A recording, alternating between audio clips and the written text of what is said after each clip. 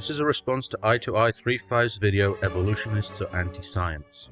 There seems to be an emerging theme in the creationist videos I've been seeing lately, and that's that they seldom actually have a point to make, which makes it somewhat difficult to rebut specifically.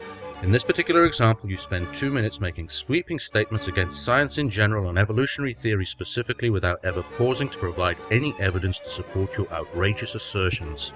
In this response, I'll try my best to point out and correct your more outrageous lies, and also to demonstrate why you really should think twice about posting any more of this kind of dishonest and malodorous material.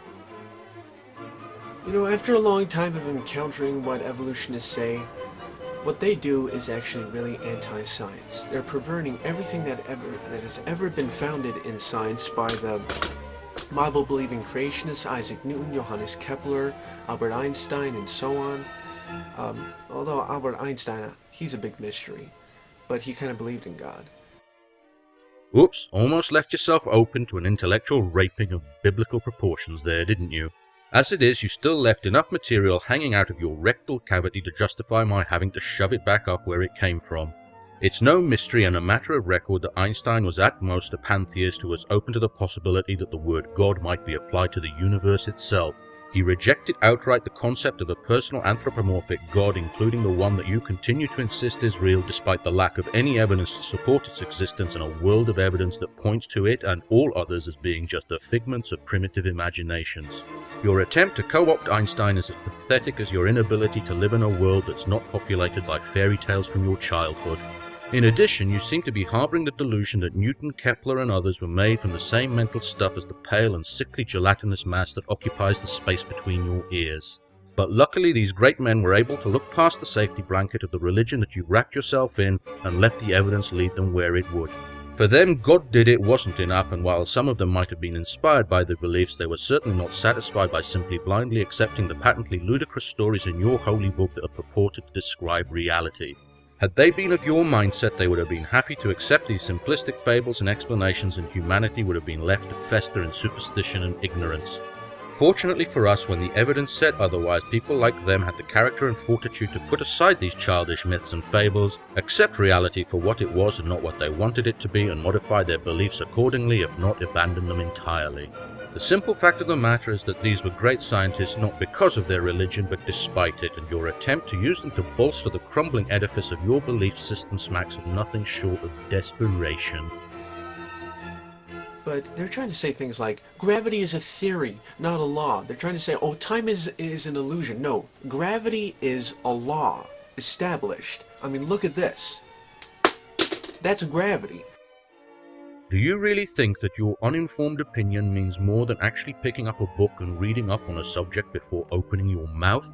Words have very specific meanings in science, and just because some dullard chooses to assign his own definitions to them doesn't mean that they've actually changed.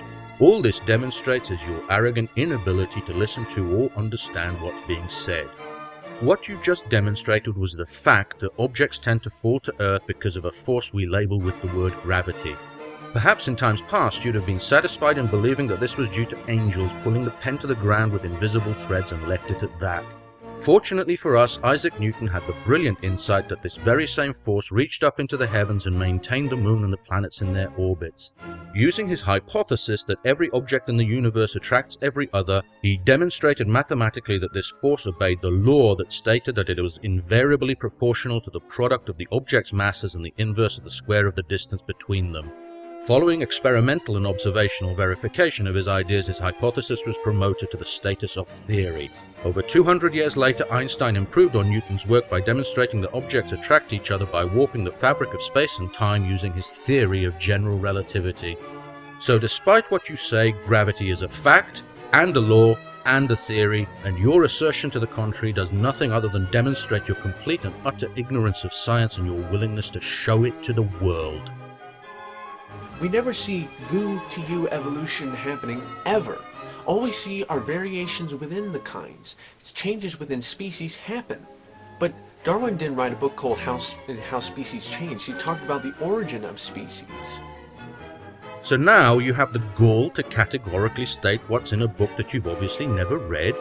You realize that there were a few pages between the covers of that particular book, don't you? Or do you really think that the title was a complete and accurate summary of the contents? If you'd actually made an effort to read the work that you're so happy to dismiss out of hand, you'd have discovered that Darwin gave a highly detailed account of how species evolved based on the data that was available to him at the time, and made a number of predictions that were later verified by observation. And in fact, if that seems like a little too much effort, you didn't even have to read the book, just the rest of the title. Have you any idea of how completely and utterly stupid, ignorant and disingenuous statements like this make you look? I'd also like to point out that despite what you said, we've also seen a lot more than just changes within species happening, since we've directly observed and documented numerous examples of extant speciation events. Presumably that's why you used the word kind, even though you were so sloppy in your phrasing in this clip that you essentially equated the two terms. Despite the fact that neither you nor any other creationist I've seen on YouTube has ever had the balls or the decency to stand by their argument and give a clear definition of the word, I'll assume that you're trying to say that evolution cannot be true because we've never directly observed one species evolving into a morphologically very different kind of animal. This is at best a downright dishonest argument and at worst a downright retarded one. According to evolutionary theory, morphological evolution of this extent occurs in timescales of hundreds of thousands to tens of millions of years, so your demand to see it happening in real time is tantamount to saying that you don't believe you have a girly hairstyle because you've never seen it growing before your eyes. Your ignorance of the science behind evolution is no more clearly demonstrated by the fact that you're unable to understand that it would be completely destroyed should we ever observe the very evidence you claim would be required to accept it. Darwinian evolution has been disproven over and over and over in the realm of real science, okay? And I don't like how evolutionists pervert all these scientific things and try to say, oh no, it's a theory. Oh no, time is illusion. Time is what is happening right now. It's happening like 1, 2, 3, 4. It's an illusion. How much more crazy can they get? What the fuck does the nature of time have to do with the veracity of evolutionary theory? If I didn't know any better, then I'd have to assume that your main goal in this video is to provide conclusive evidence of the world's largest pile of dim-witted pig ignorance. If your argument is that evolution must be untrue because look at all the crazy ideas those kooky scientists keep coming up with, then I suggest that in the future you restrict your discussion to an audience with a mental age closer to yours. So I'm going to ignore that part of your rant and ask you whether you're capable of backing up your statement that evolution has been disproved numerous times with any actual evidence, or are you expecting everyone to blindly accept that particular piece of lunacy in the same way that you blindly accept that lions used to be vegetarian? If you can't provide such evidence, then kindly issue a retraction and keep your ignorant yap shut in the future. Also, if Darwinian evolution had been disproved by real science, then why is it the biology departments of universities everywhere are full of presumably surreal scientists who either accept or are actively working on evolution? Either they're all wasting their time or you've evolved the ability to speak from an orifice other than your mouth. Finally, whether you like or dislike how evolutionists pervert scientific things is neither here nor there. If you believe a statement to be inaccurate, then please feel free to explain where its flaws are and provide evidence to support your stance. I, for one, am always open to a rational argument, but I have absolutely no fucking interest as to your personal tastes or whether you're upset when reality intrudes into your self-delusion. They're really perverting science of what is happening. They're confusing people. They change and twist and distort a lot of things in science just to make their theory seem like a truthful or an intellectual. I'm sorry guys, but it's not working. It's not working at all. If you just lie and put forth all these simplistic assertions and unscientific assumptions out there and liberal misconception misrepresentations. Has it ever occurred to you that science seems to be confusing, twisted and distorted because you're actually too stupid or mentally crippled by your religion to understand it? Your inability to comprehend the material is not reasonable grounds for dismissing it and points not to its inaccuracy but to your diminished cranial capacity. When you finally manage to graduate 5th grade and get into junior high, you may realize that it seems that only the smart kids do well in science and math. There is an actual reason for that. I'm also curious about what you think liberal misconceptions and misinterpretations have to do with science, and where you presumably think conservative facts and proofs fit into the picture. If you truly think the political leaning has any place in the scientific enterprise, then you must be even thicker than the bucket of pig shit I initially took you for. Finally, if you believe that evolutionary theory is based on nothing more than simplistic assertions and unscientific assumptions, then has it ever occurred to you that perhaps you've somehow missed something? And if it hasn't, then perhaps you can tell us why you feel justified in dismissing them out of hand. Can't you be more specific? If you can't, then I think we can safely conclude that you do know better and that you're just lying through your hypocritical teeth because you have no real arguments to make that can defend a position that is intellectually indefensible. Unjustifiable denial and willful ignorance is all you've got. Oh, gravity is a law. Evolutionism is not. Time is not an illusion, it's what's going on. Time is happening right now, ever since, like over 6,000 years ago, when since the creation account, things have been happening along with the biblical concept until now. There's nothing I can say to that really, is there? I thought I'd just leave it in because I can't do a better job of showcasing your profound idiocy than you just did. Evolution is unproved and unprovable. It's not testable, demonstrable, repeatable science. Okay? It's been proven wrong many times, and it's been shown that there's intentional or unintentional lies used to support it. Truth is valid. Evolutionism is not valid. If evolution is not testable, demonstrable and repeatable science, then why is it that there are dozens of peer-reviewed scientific journals dedicated to publishing the papers of tens of thousands of professional evolutionary biologists from all over the world?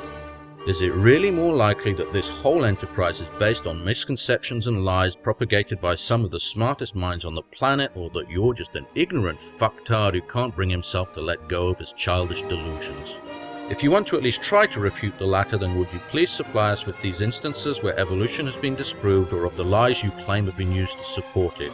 No organism that's managed to achieve multicellularity should be expected to accept as fact the unsupported assertions of a self-poning cretin.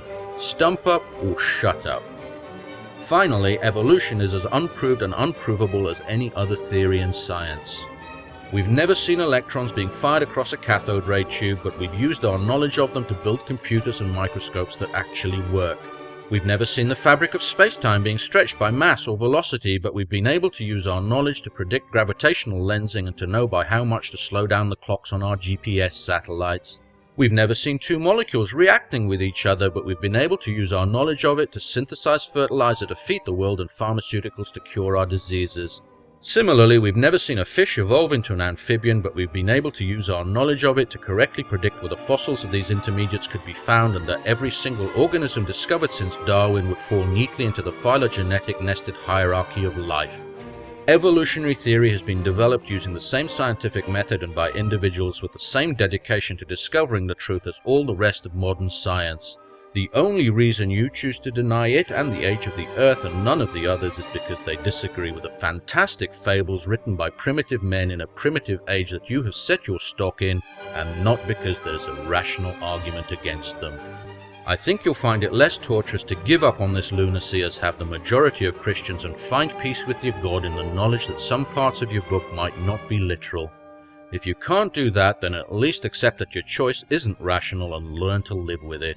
But if you continue to insist on propping up your beliefs by attacking science with ignorance, then be prepared for a lifetime of embarrassment.